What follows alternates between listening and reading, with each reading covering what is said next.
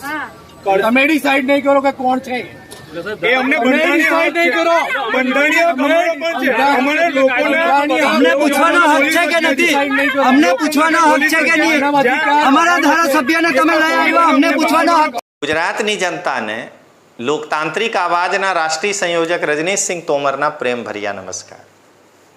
મિત્રો, કાલે ડેડિયાપાડા તાલુકામાં તાલુકા પંચાયતના એક મીટિંગના આયોજન કરવામાં આવ્યા હતા, જેમાં ડેડિયાપાડાના ધારાસભ્ય ચેતર વસાવા અને તાલુકા પંચાયતના પ્રમુખ સંજય વસાવા હાજર હતા.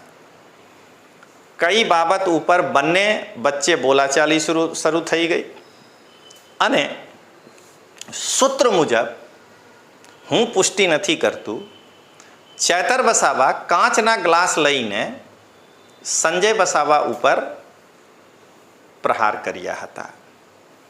સંજય વસાવા પોલીસ સ્ટેશનમાં ગયા, ચેતર વસાવા પોલીસ સ્ટેશનમાં ગયા, સામસામે FIR થયા અને ચેતર વસાવાની ધરપકડ પોલીસ કરી. ચેતર વસાવાના ધરપકડ કર્યા પછી ચેતર વસાવાના કાર્યકરો જે ગુંડા જેમ વર્તન કરે છે ડેડિયાપાડા ક્ષેત્રમાં, કોઈ પણ વ્યક્તિને બોલવા નહીં દે, કોઈ પણ વ્યક્તિને ડેડિયાપાડામાં ફરવા નહીં દે. ચેતર વસાવા ધારાસભ્યના ગ્રાન્ટમાંથી કેટલા કામ કર્યા છે બતાવે નહીં, તો ગુંડા જેમ વર્તન કરી રહ્યા હતા. તો રાજપીપળાના DYSP સંજય શર્મા સાહેબ ચેતરના કાર્યકરો એટલે ગુંડાઓને ભણાવ્યો કાયદાના પાઠ.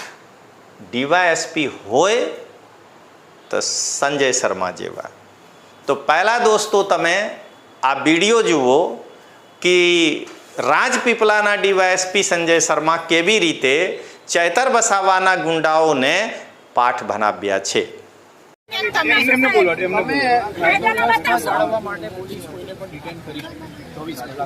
સામેવાળા બંધારણીય પોલીસને અધિકાર આપેલો છે, જેને જે કાયદો વ્યવસ્થા બગાડતું હોય એને અરેસ્ટ કરશે પોલીસ. તમે ડિસાઇડ નહીં કરો કે કોણ છે એ અમને ડિસાઇડ નહીં કરો. બંધારણીય ખબરો પણ છે અમારે લોકોને અમને પૂછવાનો હક છે કે નથી? અમને પૂછવાનો હક છે કે નહીં?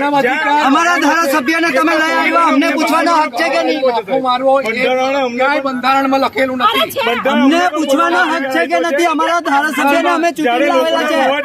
ત્યારે સામાન્ય માણસ પર બોલવાની રીતે બોલી શકે. અમારા ધારાસભ્યને અમે ચૂંટીને લાવેલા છે, અમને પૂછવાનો હક છે. કાર્યવાહી કેમ? એક જ કાર્યવાહી તમે બોલો.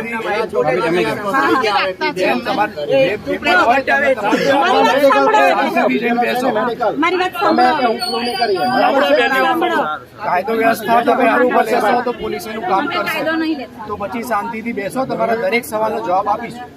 અમે શાંતિથી બેઠા છે. સવારથી આપણે કોઈ સામાન્ય માણસ હોય છે. એની પ્રેસ નોટ પણ અમે આપી દઈશું. તમે અત્યારે બપોરના ઉઠાઈને લઈ આવ્યા છો,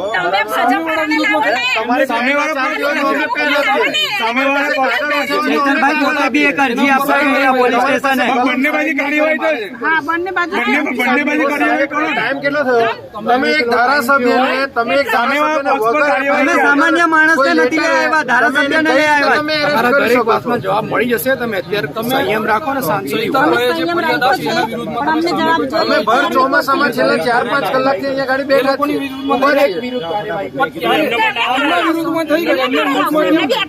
પેલા બીજેપીના નેતાઓને તો લઈ આવો. કોણ વળ્યું છે? કોણ વળ્યું છે? અમારા ધારાસભ્ય છે, અમારા ધારાસભ્ય છે. ઘોડાને જવાબ આપવો જરૂરી નથી. શાંતિથી વાત કરો, શાંતિથી વાત કરો. બરાબર, ઓકાતમાં રે ભાઈ. એટલે ઓકાતમાં એટલે શાંતિથી વાત કરો, શાંતિથી વાત કરો. તમે વાત ના કરશો, શાંતિથી વાત કરો, સંયમથી રહો. તમને કેમ હેરાન કર્યા છે? તમને મહિલા સાથે વાત કરવા નહીં હોય, તમે જે બોલો છો એ તો ખોટું છે સાહેબ. મહિલા સાથે તમે લોકો આ રીતે બોલો, અમે મહિલા પોલીસ ને ગમે તે ટચ કરો છો. આખી વાત કોણ કોને ટચ કરે? મહિલાઓને સુધારણ કરો છો. આમ આદમી પાર્ટીના કાર્યકર્તા મહિલાઓને આ રીતે અમારી પાસે દરેક વિડીયો છે.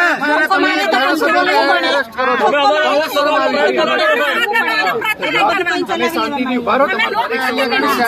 છેલ્લા 4-5 કલાકથી અમે અહીંયા ગાડી ઉભા છીએ. અમે નથી કીધું ઉભા રહો. કેમ? અમારા પ્રતિનિધિને તમે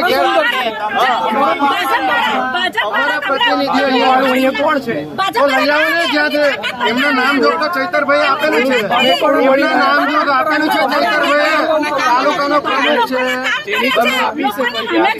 તો તે લોકોને હજુ સુધી એરેસ્ટ કેમ ના કર્યા? કેમ તમે ધારાસભ્યને એરેસ્ટ કરી લીધા? ધારાસભ્યને કેમ ડિસાઈડ નહીં કરો? કેમ સાહેબ, અમે પણ પ્રજાના પ્રતિનિધિઓ છે. કાયદો વ્યવસ્થા પહેલું બગાડશે એને પહેલા એરેસ્ટ કરો. તમે દોસ્તો જોઈ લીધા. સૌથી પહેલા પોલીસના કામ બસ સૌથી પહેલા એક જ છે, કાયદા અને વ્યવસ્થા જાળવવાની. ચૈતર વસાવા હોય કે સામાન્ય નાગરિક, જો ગુનાહ કોગ્નેજેબલ હોય તો થઈ શકે છે કે પોલીસ વગર ચૈતર વસાવાને જાણ કર્યા એમને ગિરફ્તાર કરી શકે છે. પણ આ પોલીસનું કામ છે. પોલીસ સ્ટેશનના બહાર આવીને ચૈતર વસાવાના કાર્યકરો જેવી રીતે હોબાળો કરી રહ્યા છે, તમે વિડીયોમાં જોઈ લીધો. આ ભારતના બંધારણના મુજબ સાચું નથી. અને રાજપીપળાના ડીવાયએસપી સંજય શર્મા સાહેબે બરોબર કાયદાના પાઠ ભણાવ્યા છે. તમે જોઈ લીધા છો. એક શખ્સ પોલીસના ઉપર આંગળી દેખાવીને બહસ કરી રહ્યા હતા. તમે જુઓ રાજપીપળાના ડીવાયએસપી સાહેબ સંજય શર્મા સાહેબ શું કહી રહ્યા છે.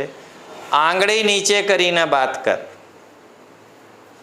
આ બહુ જરૂરી છે મિત્રો. જેને સરકાર કાયદા વ્યવસ્થા જાળવવાની જિમ્મેદારી આપ્યા છે, તમે એના સામે જઈને ગુંડા જેવા વર્તન કરશો તો કાયદાના પાઠ ભણાવી દેશે. તો મને લાગે છે કે ગુજરાતના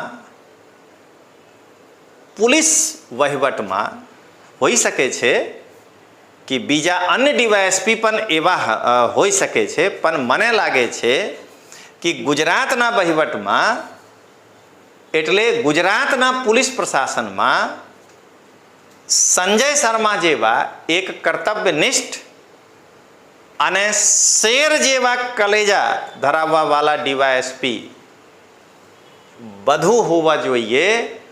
અને હું અંતે એ કહીશ કે ડીવાયએસપી હોય તો કર્તવ્યનિષ્ઠ સંજય શર્મા જેવા, જેને ચૈતર વસાવાના ગુંડાઓને પાઠ ભણાવી દીધા કે કાયદા કોને કહેવાય. તો ચાલો દોસ્તો મળીએ. જય હિન્દ, જય જય ગરવી ગુજરાત.